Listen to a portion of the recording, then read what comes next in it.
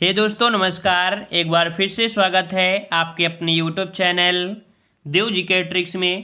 तो दोस्तों हम यहाँ पर डेली की तरह शाम 5 बजे आपके पीईटी का टेस्ट लगाएंगे, जहाँ पर आपके 25 प्रश्न आपके यहाँ पर हिंदी के होते हैं और आपके 25 प्रश्न आपके यहाँ पर सामान्य ज्ञान के होते हैं। ठीक है, और यहाँ पर लगातार देख सकते हैं कि न्यूज आ रही है और उम्मीद है कि आपके फरवरी के लास्ट तक में आपको फॉर्म भी आ जाएगा और कह सकते हैं कि अप्रैल के लास्ट तक में आपका पेपर भी हो जाएगा।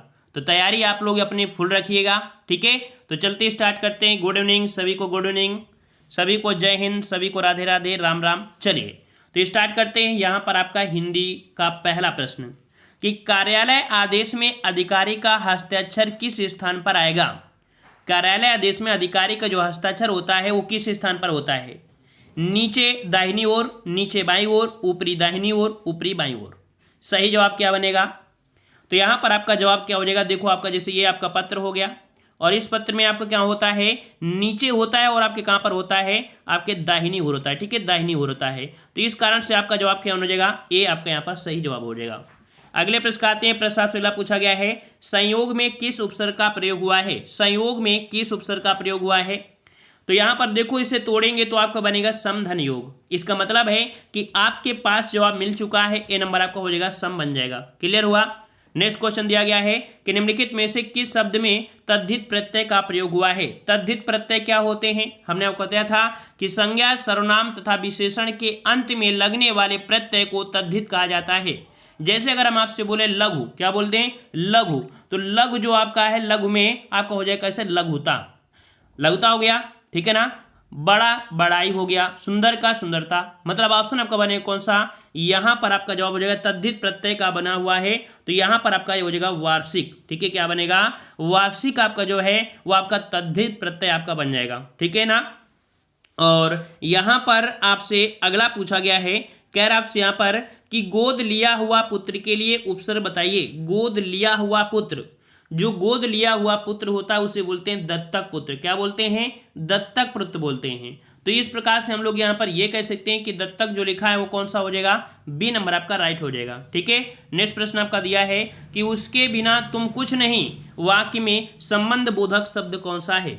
उसके बिना, किसके बिना?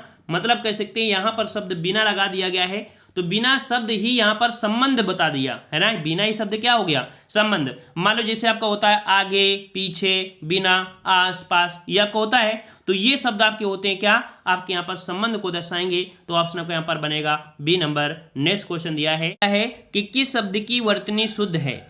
किस शब्द की वर्तनी शुद्ध है? यहाँ पर देखिएगा, जैसे आपका पहला दिया है पृष्ठ, तो होता क्या है भाई? पृष्ठ में क्या होता है? पृष्ठ होता है कि नहीं होता है? इस प्रकार से होता है पृष्ठ। ठीक है, तो इस प्रकार से आपका गलत हो गया। ठीक है, फिर आपके यहाँ पर पर्याप्त है। पर्याप्त की बात करें तो पर्याप्त इस प्रकार से बनता है, तो इस प्रकार से यहाँ पर पर्याप्त होता है। ये जो आपका लगा है आपका नहीं होगा पर्याप्त। ठीक है, ये आपका नहीं लगा होगा। प्रदर्शनी दिया है, यहाँ पर सी की मात्रा आपकी नहीं होनी चाहिए था, मतलब ऑप्शन आपका डी हो जाएगा। ब्रज भाषा आपका सही लिखा है। नेक्स्ट क्वेश्चन दिया है, राम खाता होगा, किस काल का उदाहरण है? राम खाता होगा, कह रहा है संदिग्ध वर्तमान काल, संदिग्ध भूतकाल, संदिग्ध भविष्य काल, सामान्य भविष्य काल। चलिए यहाँ पर जवाब दीजिए, सही जवाब क्या हो जाएगा? तो देखो यहाँ पर भूत में तो पहुंचेंगे नहीं, भूत में तो पहुंचेंगे नहीं, और खाएगा ये भी बात नहीं किया है। इसका मतलब है वर्तमान रहेगा, लेकिन कैसा? संदिग्ध रहेगा। ऑप्शन आपका यहाँ पर ए सही हो जाएगा। ठीक है, नेक्स्ट क्वेश्चन का आते हैं। क्वेश्चन आपसे अगला है कि निम्नलिखित में से कौन सा भाववाच्य का उदाहरण है? भाववाच्य का उदाहरण कह रहे हैं मैंने पुस्तक पढ़ी। मैंने पुस्तक पढ़ी, ये तो होगा नहीं। पुस्तक पढ़ी जाती, ये भी नहीं है। आम खाया जाता है। कह रहे धूप में चला नहीं जाता। ऑप्शन राइट आपका यहाँ पर डी हो जाएगा। धूप में चला नहीं जाता है, ऑप्शन आपका डी बन जाएगा। नेक्स्ट क्वेश्चन दिया है कि निम्नलिखित में से शुद्ध वाक्य आपका कौन सा है? शुद्ध वाक्य आपसे कौन सा है? चलिए यहाँ पर पहचान करिए जल्दी से। मैं आपके दर्शन, देखो आपका दिया है, यहाँ पर आपका नहीं, यहाँ पर आपके होना चाहिए था। मैं आपके दर्शन करने आया हूँ, ये तो आपका गलत हो गया। इस बात के कहने में, कहने से अगर यहाँ पर के लगा है तो यहाँ पर से हो जाना चाहिए था। अगर इस बात को कहने में है ना, तो यहाँ पर को हो जाना चाहिए। मतलब कह सकते हैं कि ये भी आपका गलत है। मैं अपनी बात के स्पष्टीकरण के लिए तैयार हूं, ऑप्शन सी आपका बिल्कुल सही हो जाएगा, क्योंकि डी वाले में दिया है ऐसी एकाध बातें। एकाध बातें क्या मतलब होता है? तो इसका मतलब डी गलत है, ऑप्शन आपका सी हो जाएगा।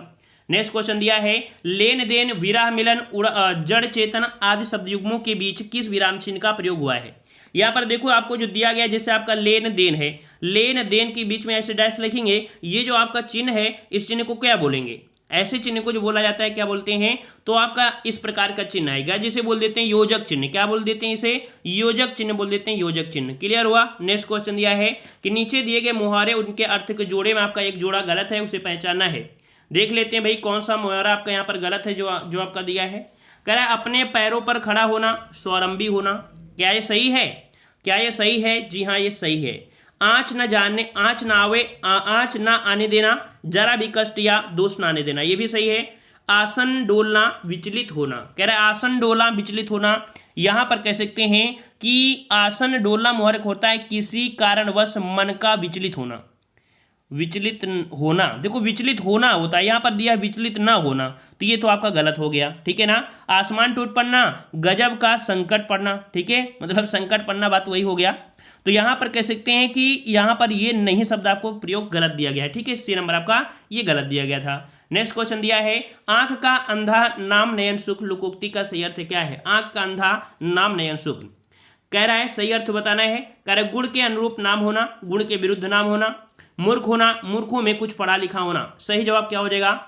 तो 12 का ऑप्शन आपका बने कौन सा? 12 का ऑप्शन आपका हो जाएगा कौन सा? आंख का अंधा नाम का नयन सुख, गुण के विरुद्ध नाम होना, ठीक है। ऑप्शन बनेगा बी, गुण के विरुद्ध नाम होना, ऑप्शन बी हो जाएगा। मान लो जैसे आपका होता है धर्मराज, है ना, धर्मराज होते धर्म की रक्षा, लेकिन वो रक्षा करेंगे, अगर नहीं करता है तो भाई विरुद्ध हो गया ना। तो नाम तो है लेकिन ऐसा काम नहीं है, ऑप्शन बी हो जाएगा। नेक्स्ट क्वेश्चन दिया है कि रचनाकार और रचना का कौन सा युग्म सही नहीं है। कह रहा आपसे तुलसीदास की रचना आपने पढ़ा होगा, रामचरितमानस है। कुतुबन की आपकी गिरगावत भी है, जैसी कि आपकी पद्मावत है।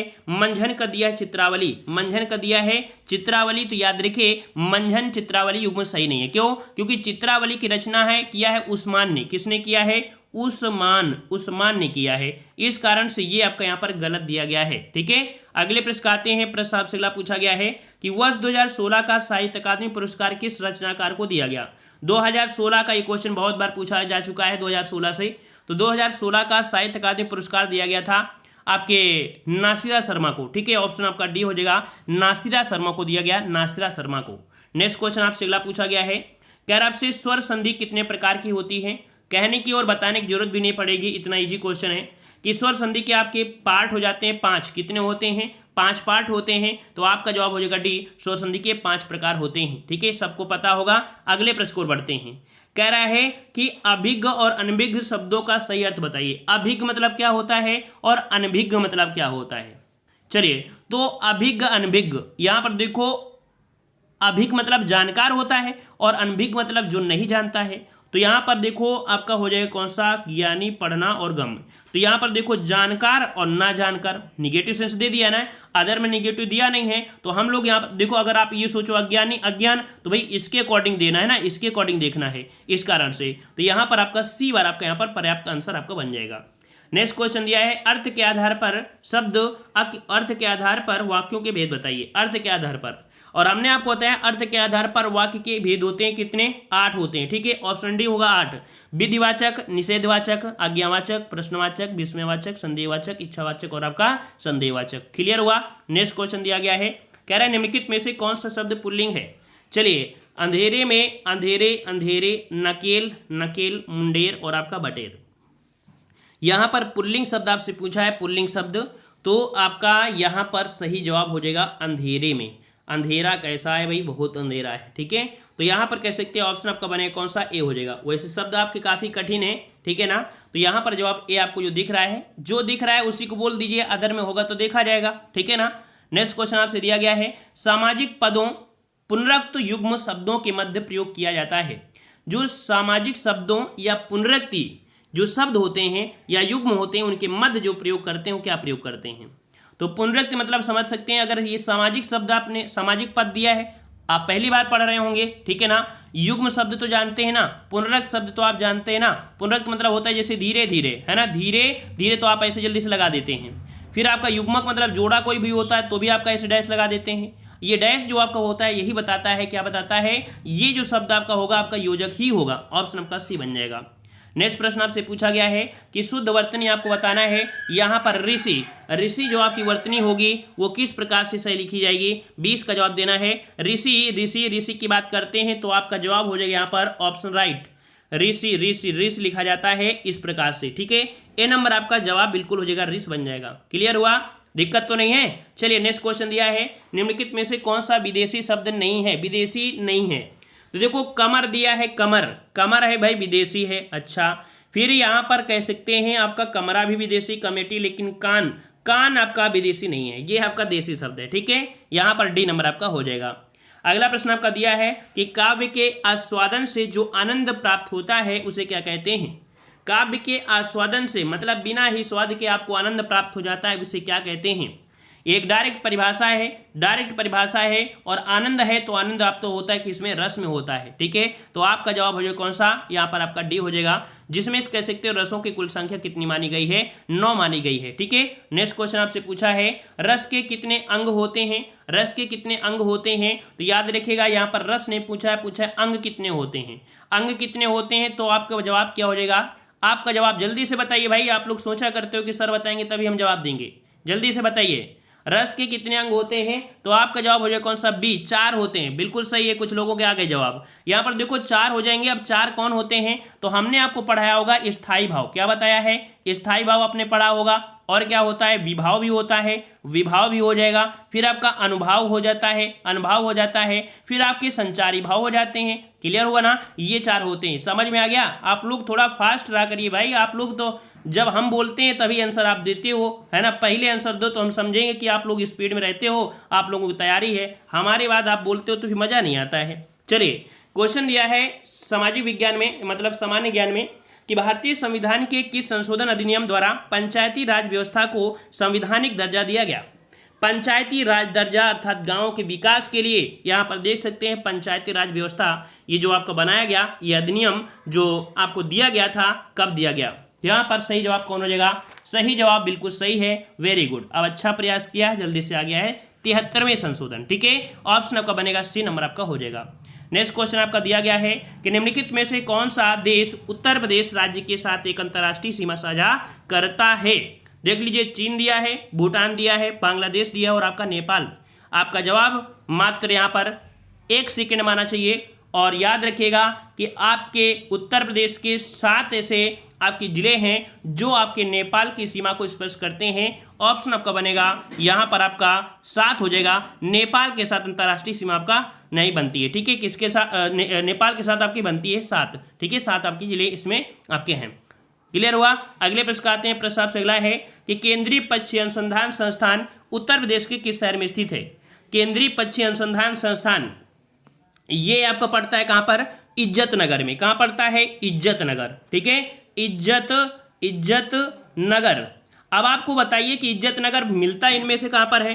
ये मिलेगा आपका बी, आपके बरेली में। कहाँ मिलेगा, बरेली में। ऑप्शन आपका बी हो जाएगा। अगला क्वेश्चन आपका दिया गया है कि अधिपादप अधिपादप वैसे स्थानों पर पाए जाते हैं जहां पर अधिपादप, यहां पर कह सकते हैं, यहां पर कह सकते हैं, पादप से समझ में आया कि पौधे होते हैं, पादप से समझ में आया कि पौधे हैं, और यहां पर कह सकते हैं कि आपका जवाब आपका बनेगा कि जो यांत्रिक सहारे हेतु पेड़ों पर निर्भर रहते हैं, ऐसे पादप स्थान पर पाए जाते हैं जहां वर्ष भर वर्षा होती है, अधिक पाए जाते हैं। जहां वर्षा अधिक होती है वहां पर पाए जाते हैं, और वहां पर जैव विविधता जो होती है वो पादपों का घनत्व अधिकतम होता है। तो आपका जवाब हो जाएगा वर्षा पूरे वर्ष में, मतलब कह सकते हैं कि जहां पर वर्षा होती रहती है, ठीक है। यहां पर आपका जवाब हो जाएगा आपका सी नंबर, ठीक है। वर्षा के अकॉर्डिंग होते हैं। अगला क्वेश्चन पूछा गया है, कह रहा है अलाउद्दीन खिलजी द्वारा बनाया गया प्रसिद्ध अलाई दरवाजा कहां पर स्थित है। मतलब अलाई दरवाजा जो आपका निर्माण हुआ था ये 1311 में बना था, ठीक है।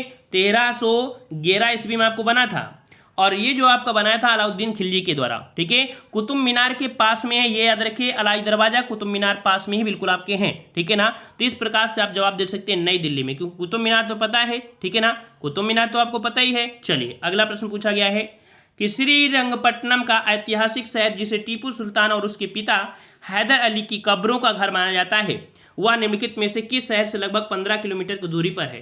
तो ये क्वेश्चन आपको और मिला, क्या क्वेश्चन मिला कि जो आपकी सुल्तान टीपू सुल्तान हैं और उनके पिता हैदर अली की कब्रें हैं वो कहाँ पर आपके श्रीरंगपट्टनम। इनके कब्रों का घर किसे कहा जाता है? श्रीरंगपट्टनम को कहा जाता है। और ये जो शहर है कितनी दूर से है? यहाँ पर आपका जवाब कौन हो जाएगा? 56 का ऑप्शन आपका बनेगा सी। ये आपका पड़ता है मैंगलोर, मतलब मैसूर में पड़ता है माफ करिए मैसूर। ऑप्शन आपका सी हो जाएगा, मैसूर में हो जाएगा, ठीक है ना। और यहाँ पर आपसे अगला पूछा गया है कि मेगास्थनीज जिन्होंने भारत के बारे में प्रसिद्ध ग्रंथ इंडिका लिखी थी वह मूल रूप से किस देश के थे? देख लीजिए, मेगास्थनीज जो आपके थे, मेगास्थनीज जिन्होंने भारत के बारे में लिखा था, मेगास्थनीज की एक पुस्तक भी है, आपकी ग्रंथ क्या है? इंडिका है। और इसमें से किस देश के थे? तो आपके मेगास्थनीज याद रखिएगा, ऑप्शन आपका बनेगा यहाँ पर बी, ये ग्रीस के थे, ठीक है, ग्रीस के थे। यहाँ पर 57 का ऑप्शन आपका बनेगा बी नंबर। अच्छा, ये कब आए थे? तो आपके चंद्रगुप्त मौर्य के दरबार में आए थे ना। यूनान आप सुना है ना? यूनान सुना है कि नहीं सुना है भाई? ग्रीस ना सुने हो तो एक चीज सुने होंगे ना, यूनान शासक, यूनान तो सुने होंगे। यूनान निवासी सेल्यूकस निकेटर को, है ना, 305 में पराजित किया था, ठीक है ना। सेल्यूकस निकेटर का ही राजदूत था जो चंद्रगुप्त के दरबार में भेजा गया था। अब तो याद आ गया होगा ना, ग्रीस मतलब यूनान, ठीक है। चलिए, और ये कहाँ पड़ता है? आपकी यूरोप में पड़ता है, राजधानी एथेंस है, ठीक है। चलिए, नेक्स्ट क्वेश्चन दिया है कि अनुसूचित क्षेत्रों का निर्धारण का अधिकार किसको है? याद रखिएगा, अनुसूचित क्षेत्रों का निर्धारण करने का जो अधिकार दिया गया है, यह अधिकार दिया गया है किसमें? तो आपके भाग 10 में यह बताया गया है, ठीक है, कि जनजाति या जाति जो आपकी होती हैं, अनुसूचित जाति या जनजाति क्षेत्र है, इनका प्रावधान करने का अधिकार जो है वो आपके राष्ट्रपति को सौंपा गया है, ठीक है। ऑप्शन आपको बनेगा क्या? आपके यहाँ पर बी हो जाएगा। अगर आपने सोचा है भैया, आपने जवाब दे दिया संसद, लेकिन भाई ये भी समझो ना, सीमा रेखा का निर्धारण अगर होता, ठीक है, नए राज्य का आना जाना ये होता तो हम संसद बोलते, लेकिन यहाँ पर कौन सी जात अनुसूचित है? अनुसूचित जनजाति है, इसके लिए राष्ट्रपति आपका होता है, ठीक है। नेक्स्ट क्वेश्चन आते हैं। क्वेश्चन आपसे अगला पूछा है, कराए चोलना इकन, कुरुम्बा, कुटुन नायकन, कादर और कोरगा भारत के किस भाग के आदिम जनजाति समूह हैं? तो एक पॉइंट आपको समझ में आया कि ये तो दक्षिण भारत के ही हैं, दक्षिण भारत के ही हैं, लेकिन कहाँ के हैं? तो का से आ रहा है, मतलब कह सकते हैं चोलनाइक, और ये जो आपका पड़ता है भाई केरल में पड़ता है, याद रखिए, रट लीजिएगा, केरल के हैं, ठीक है। कहाँ के हैं? तो आपके केरल के हैं। 59 का ऑप्शन आपका सी हो जाएगा, ठीक है। और केरल राज्य में विशेष रूप से देखा जाए तो आपकी साइलेंट वैली जो आपकी है ना, वहीं पर निवास करते हैं, जो कि द्राविड़ परिवार से आपके संबंधित हैं, ठीक है। और नीलगिरी में जो होते हैं वो आपकी टोडा जनजाति होती है, ठीक है। नेक्स्ट क्वेश्चन कह रहा है आपसे यहाँ पर कि ट्राफलगर स्क्वायर विश्व के किस शहर में स्थित है? ट्राफलगर स्क्वायर विश्व के किस शहर में स्थित है? और ये जो प्रश्न आया था तो भाई काफ़ी लोग जवाब नहीं दे पाए थे, क्योंकि पहली बार जब किसी के सामने आएगा तो भाई तुक्का ही मार सकता है, और तुक्के अगर लग गए तो अच्छी बात है ना। तो यहाँ पर देखो, ट्रफलगर एक कह सकते हैं लंदन का, कहाँ का है? ऑप्शन आपका बी हो जाएगा, 60 का ऑप्शन बी हो जाएगा। लंदन में कह सकते हैं, जो लंदन के जो शहर में ना, वो आपका वेस्टमिंस्टर शहर है, वहाँ पर क्या है कि बीच चौराहे में ये बनी हुई एक स्टैचू है, ठीक है। मतलब ये जो चौक है ना, चौक, ये क्रॉसिंग जो आपकी है वो इस नाम से जानी जाती है, ठीक है। यही कारण थोड़ी सी ये प्रसिद्ध भी है और काफ़ी अच्छी है, इस कारण से ऑप्शन आपका बी हो जाएगा। इसी कारण ये क्वेश्चन पूछा गया है, और जो चीज़ अच्छी होती है तभी पूछा जाता है ना। और करंट अफेयर में आपको नई नई चीज़ें मिलती हैं तो प्रसिद्धि लोगों की मिलती हैं, है ना। हम जैसे छोटे मोटे लोगों के बारे में थोड़ा आ जाएगा उसमें, ठीक है। या ऐसे कारनामे कर दो, किसी गोली से उड़ा दो तो भी तुम्हारा नाम आ जाएगा, है ना। लेकिन ऐसे न करिए, नहीं जिंदगी बर्बाद हो जाए तो क्या मतलब है। कह रहा है आंध्र प्रदेश का विजयवाड़ा शहर किस नदी के किनारे स्थित है? आंध्र प्रदेश का विजयवाड़ा शहर किस नदी किनारे है? तो याद रखिए, विजयवाड़ा की बात करते हैं तो आपका जवाब हो जाएगा कौन सा? आपका जवाब हो जाएगा डी, कृष्णा नदी। कहाँ हो जाएगा? कृष्णा नदी, ऑप्शन आपका डी हो जाएगा, ठीक है। अगले प्रश्न आते हैं। प्रश्न आपसे अगला है, अजरबैजान जो कभी सोवियत संघ का एक हिस्सा था, निम्नलिखित में से कौन सी उसकी राजधानी है? याद रखिए, अजरबैजान ये कभी सोवियत संघ का हिस्सा हुआ करता था, ठीक है ना। और यहाँ पर कह सकते हैं कि ये सोवियत संघ से अलग हुआ था 1991 में। कब से अलग हुआ? 1991 में आपका अलग हुआ गया था, ठीक है। और इसकी जो राजधानी है वो आपकी बाकू है। क्या है? बाकू। यहाँ पर आपका कू होना चाहिए, बाकू। याद रखिए, अजरबैजान की राजधानी क्या है? बाकू है, बाकू, ठीक है ना। और यहाँ पर आपका अगर देखा जाए, है ना, और भी अगर देखा जाए तो आपके दिया गया है मंगोलिया, है ना। उलान बटोर पूछा जाता है ना, तो उलान बटोर मंगोलिया की राजधानी है, और यूक्रेन की राजधानी कीवी है। यूक्रेन की राजधानी क्या है? कीवी है। और ताशगंज की उज्बेकिस्तान है ना। इस प्रकार से ये क्लियर हो गया। नेक्स्ट क्वेश्चन दिया है कि भारत के किसी राज्य के राज्यपाल के पद का आधिकारिक कार्यकाल कितने दिनों का होता है?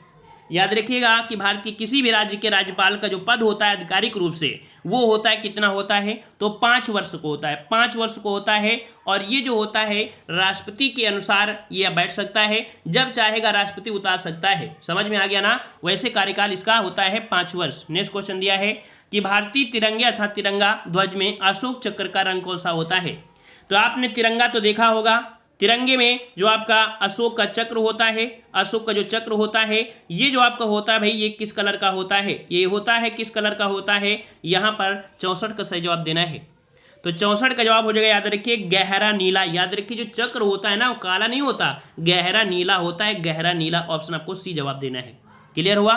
क्लियर हुआ? नेक्स्ट क्वेश्चन कह रहा है गैल्वेनाइजेशन धातुओं पर जस्ते की परत चढ़ाई जाने वाली एक प्रक्रिया है जो उन्हें सुरक्षित करती है। याद रखिए धातु में क्या होता है, कोई धातु होती है गैल्वेनाइजेशन बोल दिया था, मतलब क्या होता है, धातुओं की परत चढ़ाना ही गैल्वेनाइजेशन एक प्रक्रिया होती है। और ये क्यों किया जाता है? ये इस किया जाता है ताकि उसमें जंग ना लगे। ठीक है, जंग ना लगे। ऑप्शन आपका बी हो जाएगा। नेक्स्ट क्वेश्चन दिया है कि निम्नलिखित में से किन में एनीमिया होने का खतरा अधिक होता है?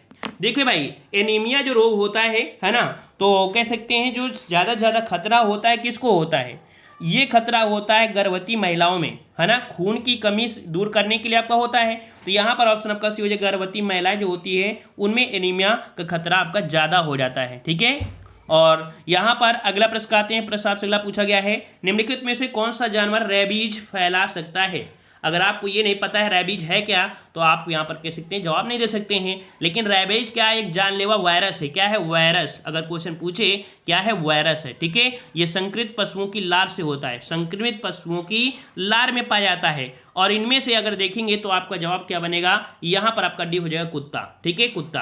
अगर आपको ये लगे कि सिर्फ कुत्ते के काटने से रेबीज फैलता है, तो ये हम लोग 100% नहीं कह सकते। क्यों? जो जानवर लार टपकाते हैं उनसे ये रोग फैल सकता है, और मेन जो वाहक होता है वो कुत्ता ही होता है। ठीक है, ऑप्शन आपका डी हो जाएगा। अगले प्रश्न आते हैं। प्रश्न आपसे अगला पूछा है, निम्नलिखित में से कौन सा हमारे सौरमंडल का एक आंतरिक ग्रह या पार्थिव ग्रह है? आंतरिक ग्रह या पार्थिव ग्रह जो कहा जाता है उसे किसे कहा जाता है?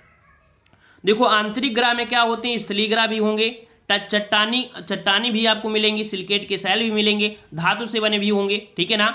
तो ये जो आपके होते हैं कौन होते हैं? तो आपका होता है यहाँ पर आपका सूर्य हो गया, सूर्य के बाद बुध, शुक्र, पृथ्वी, मंगल। ये जो 4 होते हैं ना, ये अपने पृथ्वी जैसे ही है, मतलब मिट्टी भी मिलेगा, सिलिका मिलेगा, पत्थर मिलेंगे, सब कुछ मिलेगा। लेकिन जो बृहस्पति, शुक्र, शनिवार और ये रविवार जो होते हैं, रविवार समझ रहे हो ना, शनिवार मतलब शनि, फिर आपका कौन होता है? बृहस्पति, फिर शनि, फिर आपका अरुण, फिर आपका वरुण। ठीक है ना। ये जो होते हैं गैस के बने होते हैं। इनमें अगर आप सोचो कि हम उन पर वो उतारें जाके क्या बोलते हैं, ये जो भेजे जाते हैं ना, तो वो बड़ी आसानी से नहीं उतरते हैं। ठीक है ना, क्योंकि यहाँ पर मिट्टी वगैरह नहीं है, लेकिन यहाँ पर सब हुए हैं। तो इनको आंतरिक ग्रह बोलते हैं और इन्हें पार्थिव ग्रह भी कहते हैं। ठीक है, अब आपको समझ में आ गया है। आंसर भी आप लगा सकते हैं कि यहाँ पर ऑप्शन आपका सी मंगल ग्रह हो जाएगा, मंगल ग्रह। क्लियर हुआ। नेक्स्ट क्वेश्चन आपसे दिया है कि फ्यूज एक विद्युत परिपथ अर्थात इलेक्ट्रॉनिक सर्किट है, और इलेक्ट्रॉनिक सर्किट की सुरक्षा करना इसका काम होता है। ये करता किससे है? जो फ्यूज होता है एक विद्युत परिपथ की सुरक्षा होती है, किससे करता है? तो यहाँ पर कह सकते हैं, यहाँ पर कह सकते हैं ओवरलोडिंग। क्या बोलेंगे? ओवरलोडिंग बोलेंगे ना। जब वो जैसे ही ज़्यादा ओवरलोड होता है तो फ्यूज जो होता है उसे कट कर देता है, पूरे घर की सप्लाई बंद हो जाती है और अच्छा हो जाती है। तो ऑप्शन कौन सा हो जाएगा? यहाँ पर ए हो जाएगा, अतिभारण। और अतिभारण को हम लोग ओवरलोडिंग के नाम से जानते हैं। ओवरलोडिंग इंग्लिश वर्ड जो आपका है थोड़ा इजी पड़ जाता है, अतिभारण नहीं बोलते हैं। लेकिन हाँ, अगर 4 ऑप्शन होते हैं, अगर आपसे लगाया जाता, ये ना दिया होता, तो थोड़े बहुत भार के अकॉर्डिंग हम बोल सकते थे। ठीक है, ऑप्शन आपका यहाँ पर ए हो जाएगा। नेक्स्ट क्वेश्चन दिया है कि निम्नलिखित में से कौन अवध के कृषक आंदोलन का नेता था?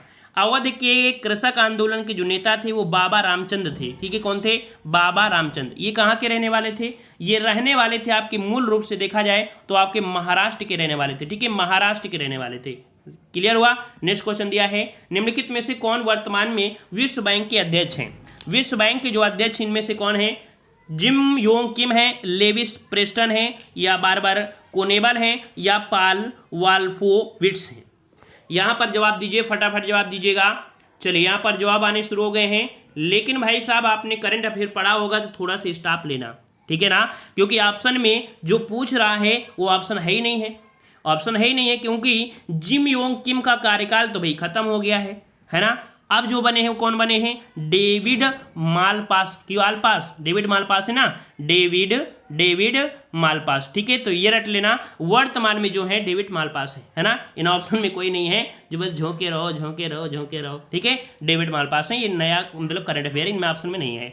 अगला क्वेश्चन है, मशरूम किसके उदाहरण है। मशरूम जिसे हम बोलते हैं क्या, मशरूम को बोलते हैं कवक, और कवक उदाहरण है यहाँ पर कह सकते हैं ऑप्शन सी फंगई, ये कह सकते हैं आपके कवक हो जाएगा, क्लियर होना।